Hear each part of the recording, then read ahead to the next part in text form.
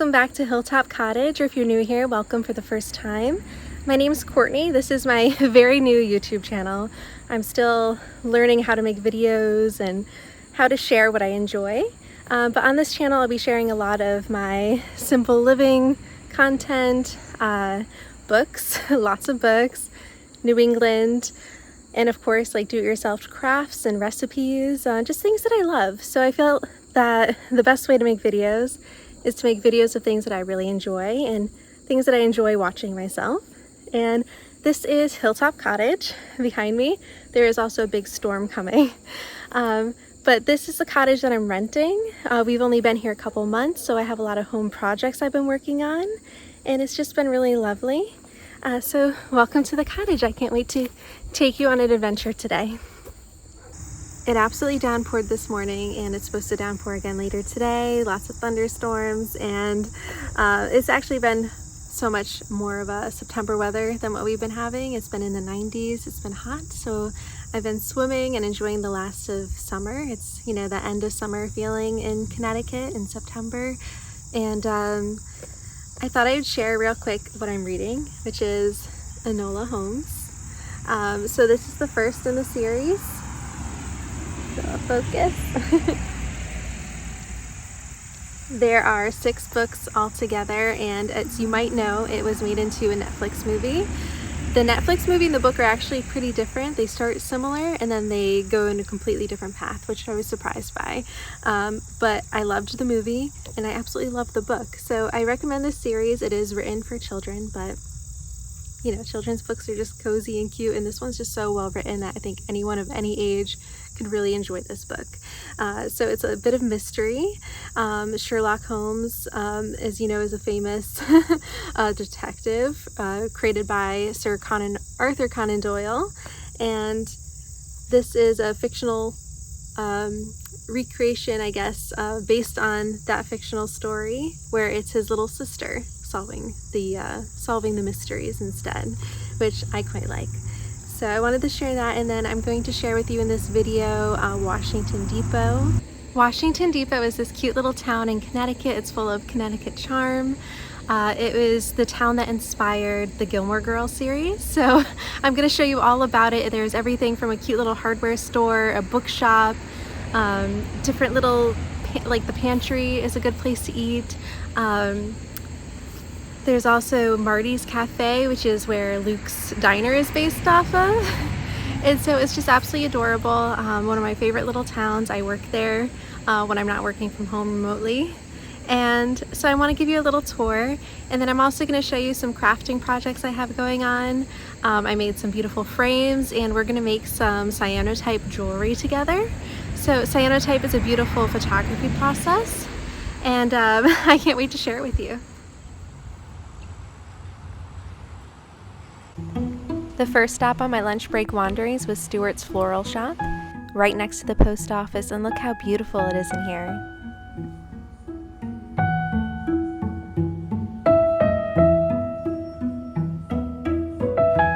This gorgeous mural of a train is one of my favorites.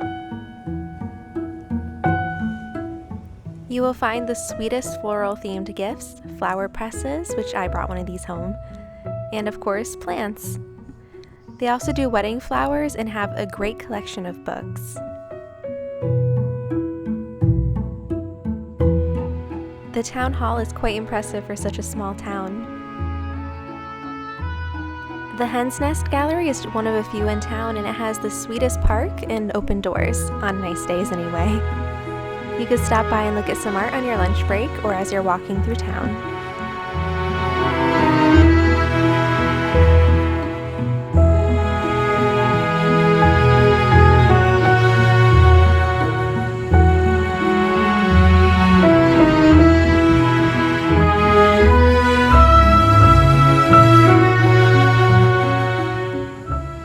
It's my lunch break. I'm working at the office today, so I decided to take a little walk and explore. While the Mayflower Inn inspired Gilmore Girls to start, Marty's Cafe was a big part of that too, and that's why you might recognize it as Luke's Diner. It's a great place, along with the pantry, to grab some lunch and read a book. The Hickory Stick Bookshop is right next door, and I did resist it this day, but I was back a week later on my lunch break to visit again.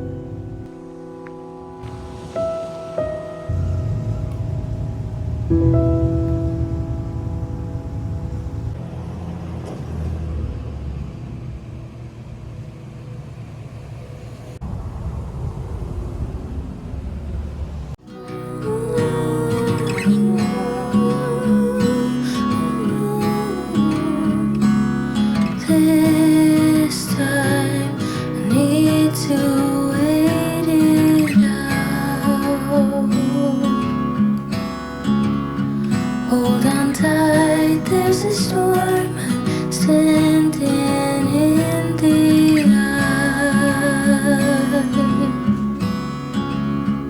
When it rains, it pours, and you sure know how to make me cry. Thank God for the moon and how she lights up the sky too.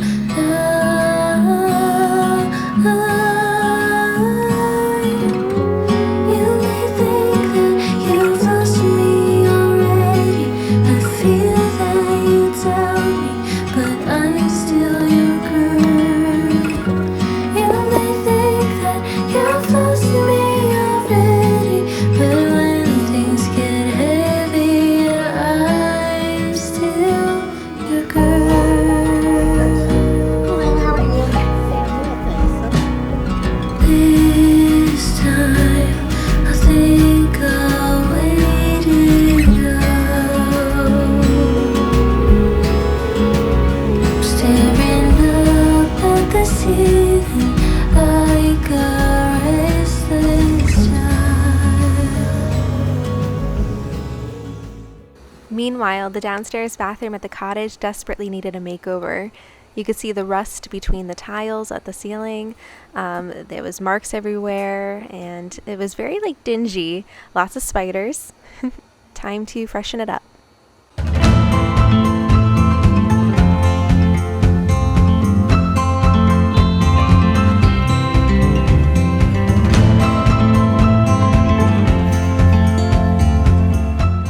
Did a lot of spider relocating. Oh, let me weep before I go. I chose this lovely cottage green because I wanted it to contrast with the white trim and the cream and white details of the tub, the sink, and the toilet. I thought it would be a fun contrast. I did want to go darker, but there are no windows in this room, no sunlight, so I didn't want to go too dark.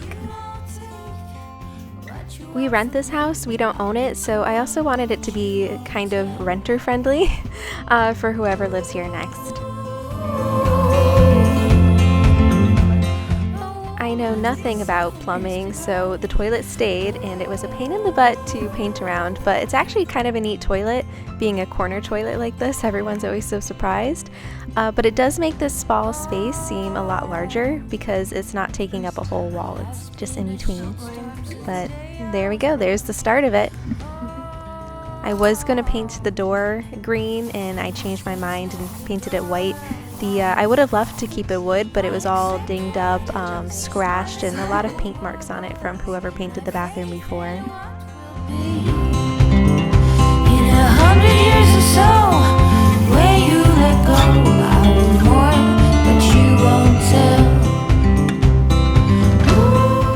We killed off all the molds before we painted over it for the trim, but that fresh white just made it pop a little bit more and made it clean and brightened up the space.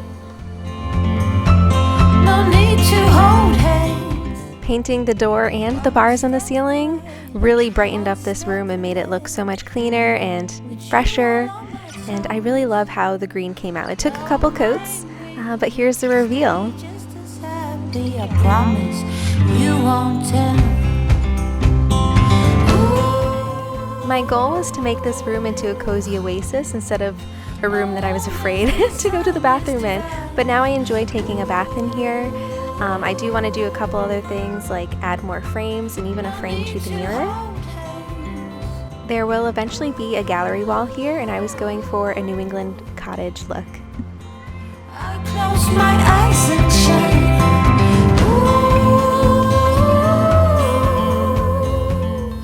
Matthew and I are already members of the Mystic Aquarium. We go often, but we were invited for an influencer evening after hours. Hello everyone, my name is Matt. I'm one of the senior for agility. Beluga whales are the only whale species that can swim backwards and can move their head independently like that, and not, you can see it nodding their head up and down.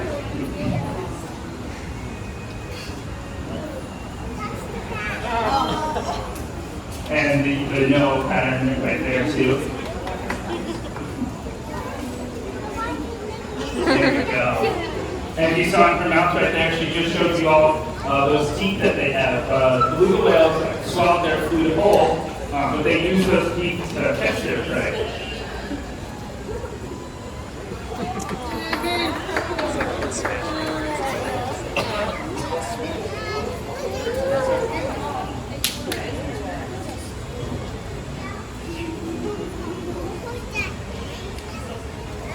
Incoming.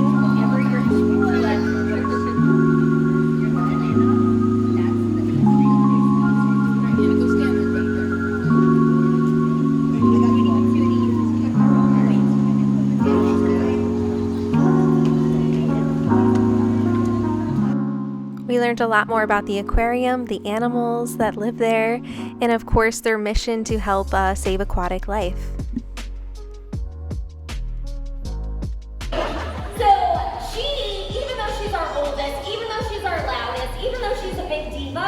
She still gets nervous out here, and that's perfectly okay. We work with them just like you would work with, kids in school or your own pets at home. We read her body language. There you go. Good. So we read her body language, and I try and make her really comfortable and have it be really, really positive out. I'm gonna send her back, and I'm gonna take Miss Clara out. So those are basically why we train. I'm gonna take her out this one. You'll notice these black mats in front of us. These are called their seats. It's sort of like an assigned seat in a classroom, or if you sit in the same seat at the dinner table, they know exactly where to go. So I can call her off. Good, and I can say seat, and she'll go right back to her seat. Good job, lady. Another behavior that's a foundation for us is what we call a target. So we have a target pole that she'll touch her nose to, and she'll follow it wherever it goes. And then from there, you can train spins, you can train jumps. Good. You can use it to train them to lift their flipper. You can train them to lift their hind end. Good. So once you can, so we break them down into teeny tiny steps. Like I said, they target to our hand, and then we'll motion them to go in a circle, or we'll motion them to lay down. And they'll just follow those. And then eventually we put them on a hand signal. You just watching the world? Good job. Did you hear that? They love you.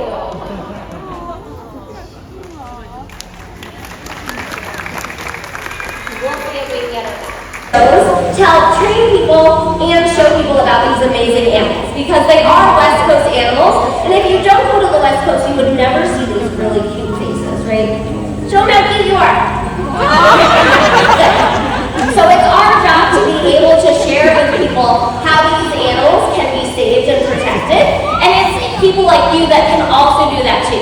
You guys are all influencers, and you're really helpful with spreading the word, and our mission of conservation, education, and research is really important that we can share, but also you can help share too, right? Say share! Yeah, say it louder!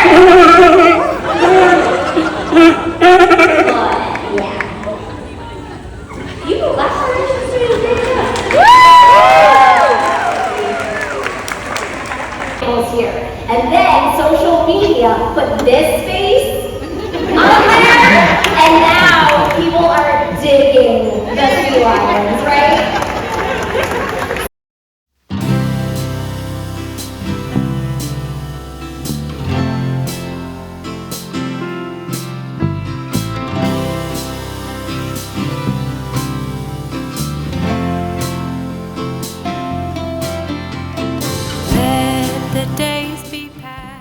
Because it was an after-hours event, it felt like we had the aquarium almost all to ourselves. We did run into some friends, as well as the penguins, and this amazing pufferfish. Trust the simple ways and let it go.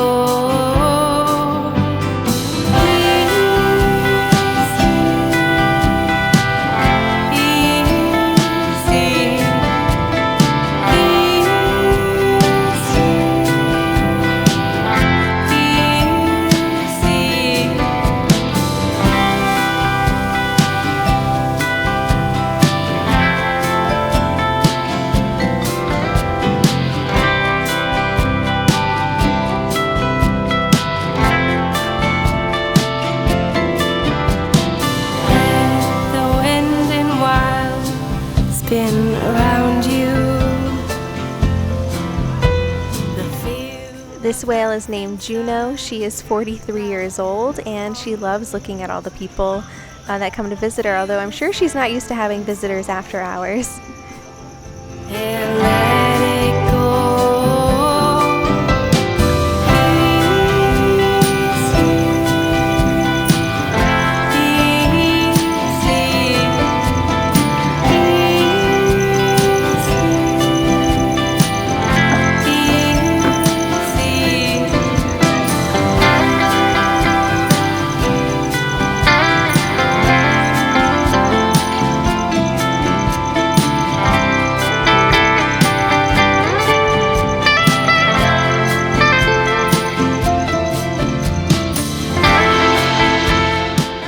These two sweet sea lions are actually niece and aunt.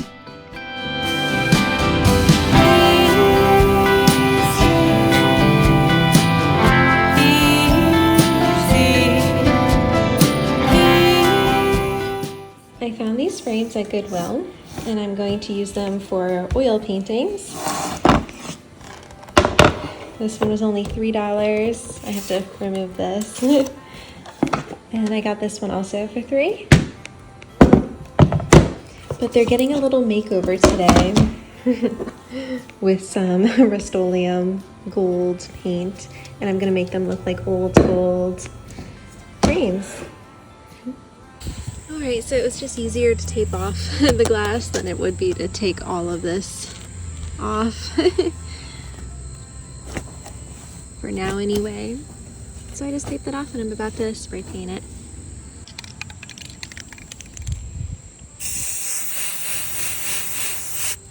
Ooh.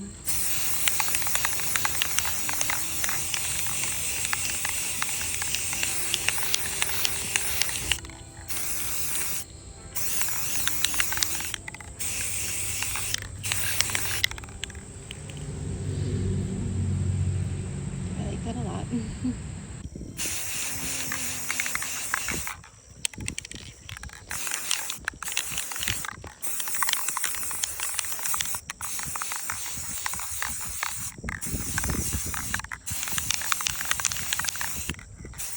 So I painted the frames with spray paint and I'm actually quite proud of them. They were shabby frames I got from Goodwill for a few dollars each.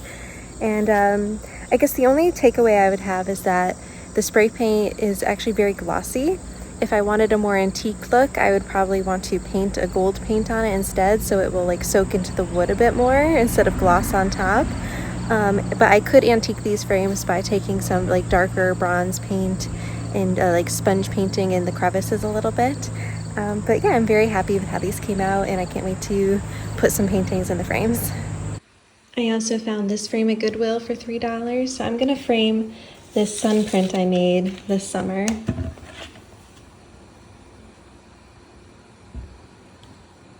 It's like the perfect size for this frame.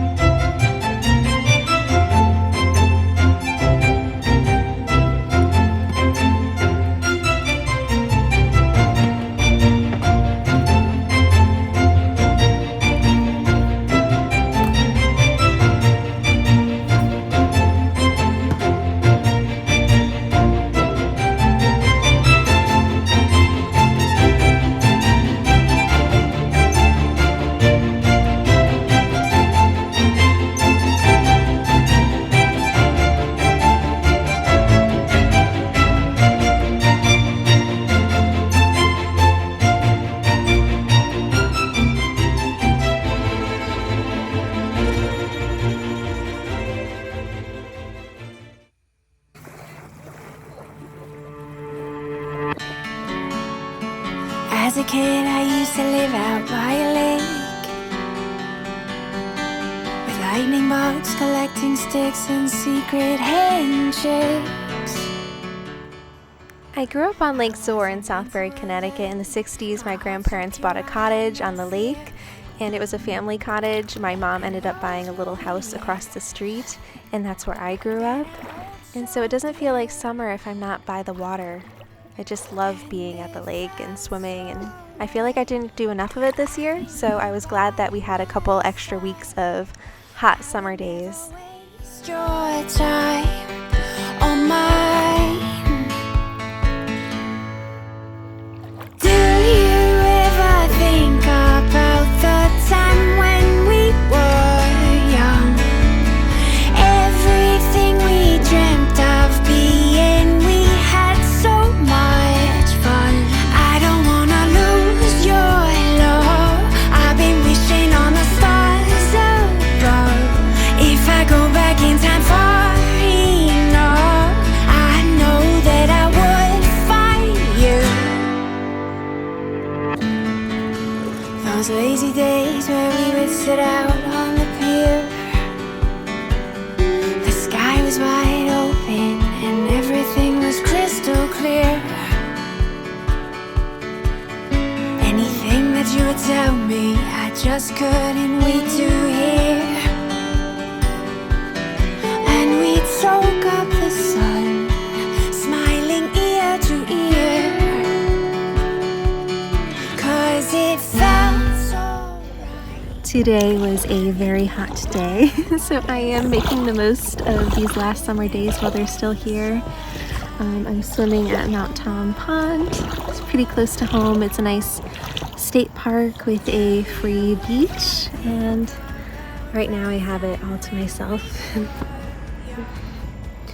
I am swimming alone, but plenty of people know where I am. There are people here at the park, so I'm not all by myself completely. At the beach I am, and I have this floaty. I'm not going very far, and it's been a tough week, so I needed some self-care. I know that I would find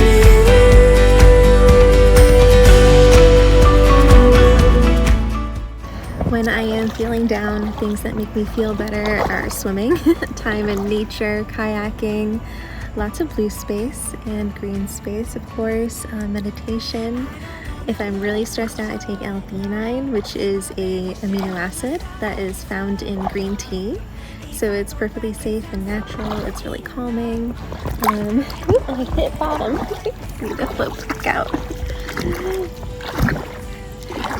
And I'm an introvert, so because I'm an introvert, I take a lot of time by myself.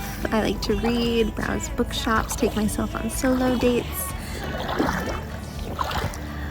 This is nice. The sun has set though, so my time is limited. If I go back in time far enough, I know that I would find you.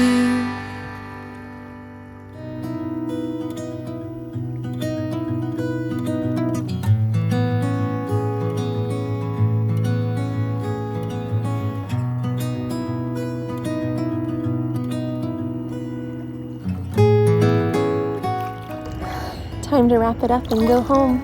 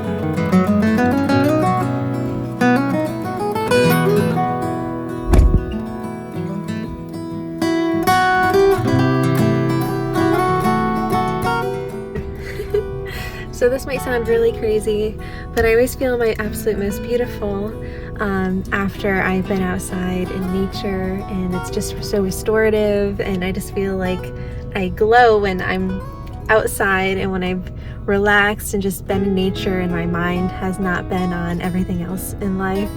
And when my hair is all wet and I'm driving back, and I just feel my most beautiful in these moments. I don't know what moments you feel you're most beautiful, but I think it's important to recognize that and do it more often.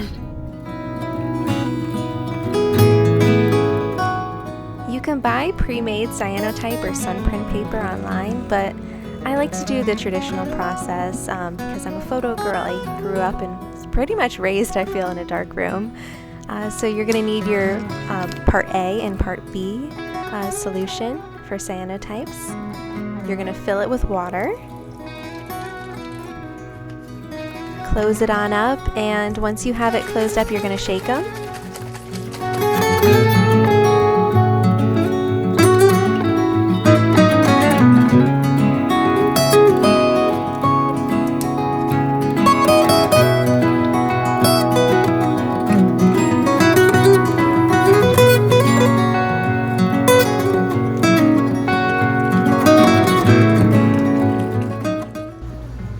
Now that they have water in them, they have to sit for 24 hours before I could really use them. So I'm gonna put these in the cabinet and make my cyanotype paper tomorrow. To prepare your cyanotype, whether it's a paper or fabric, whatever surface you're painting the cyanotype on, you want to be in a dark space, which is why I'm in my downstairs bathroom. You'll also need a little sponge to apply your surface, like a watercolor paper. I like a watercolor paper. This one here is a 7 by 10 inches, and a glass to mix it. So you're only going to mix what you're going to use so that you don't, use up everything. Just give it a good shake. You're going to mix equal parts A with equal parts of B.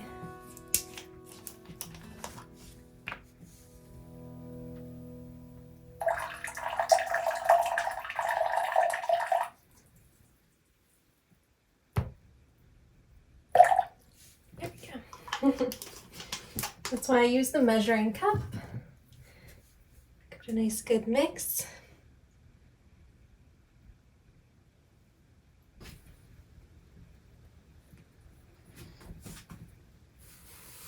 It looks like a nice yellow at first.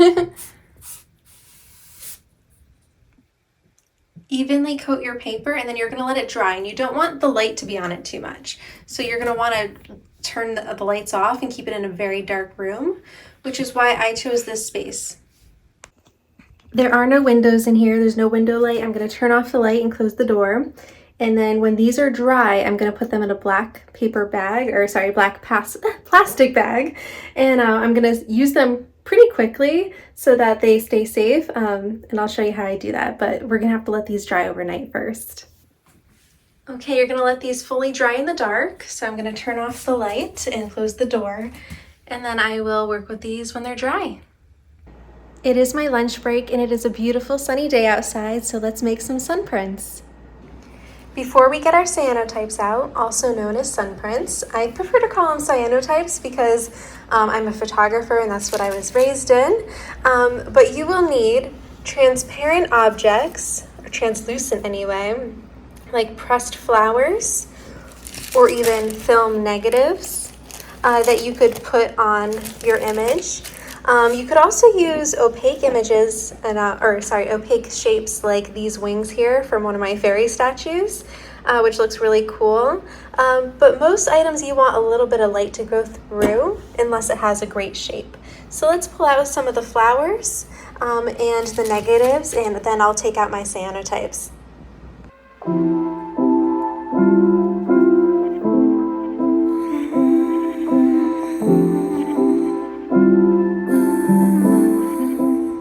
Acting very quickly, you are going to put your whatever it is that you're putting on here, flowers, whether they're dried or live that you foraged, negatives, and you're going to put a glass on top to hold it down, and we're going to put it in the sun for about 15 to 25 minutes for it to develop.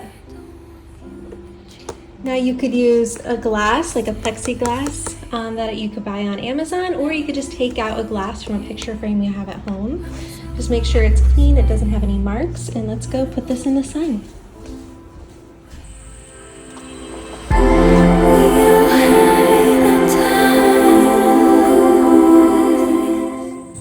It's already starting to turn blue.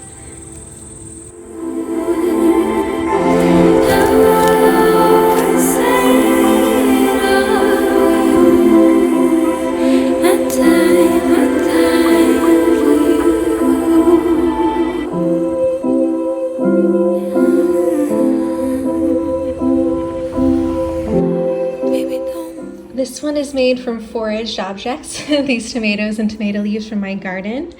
So I'm not going to put a glass over this one because it'll just smush the tomatoes. But I'm going to put this one outside in the sun. As you can see, this one is now turning blue, and these ones are losing their color, which means they are almost ready to develop.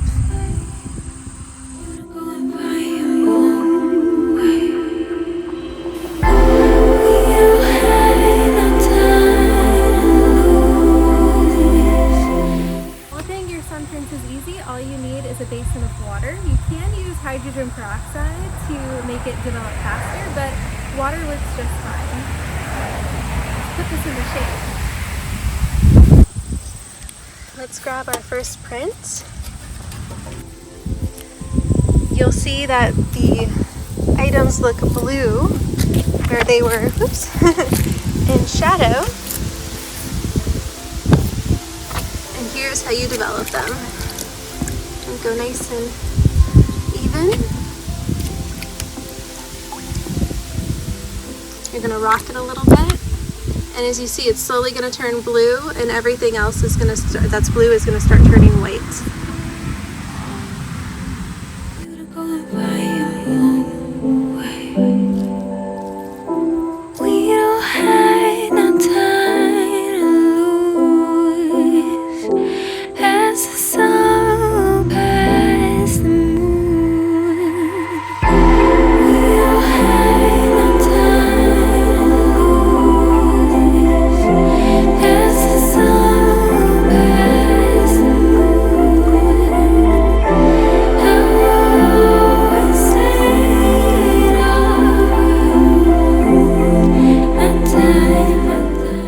Now you don't want to keep them in there too long because then they'll become overdeveloped and they'll get a little streaky and kind of brownish orange. Time to take them out. Where I can see you.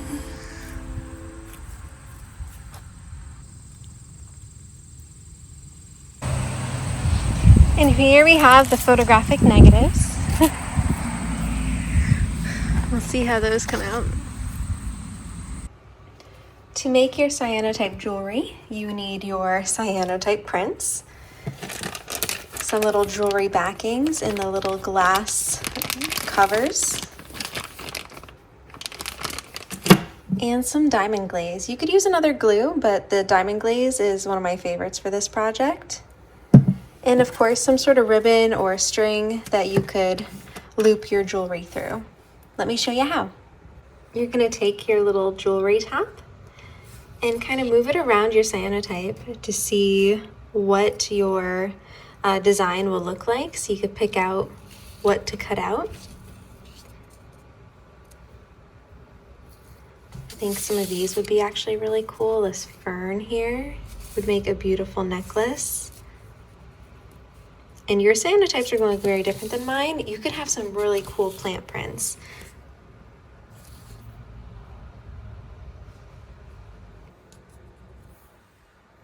There's these portraits here that I did with the negatives.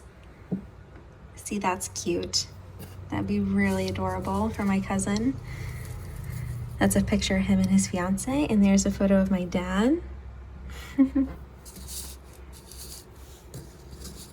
But I think I'm going with the fern for mine. I mean, this is a really cool look. I'm using this window light to get a better view of what my jewelry will look like. This one's actually really neat too. I think this is one of my favorites though. As you can see, I traced my selections, and now it's time to cut them out.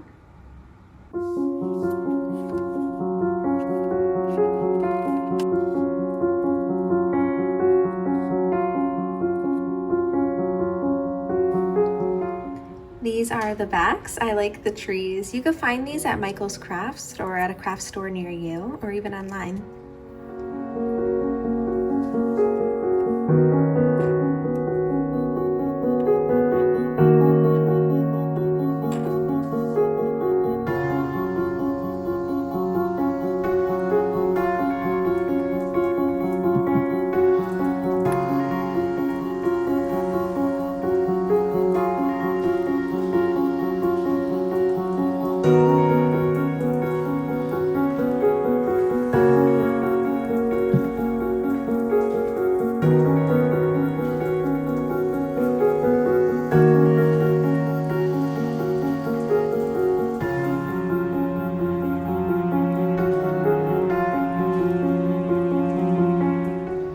Here we have the 3 cyanotype jewels to make beautiful necklaces for yourself or for gifts.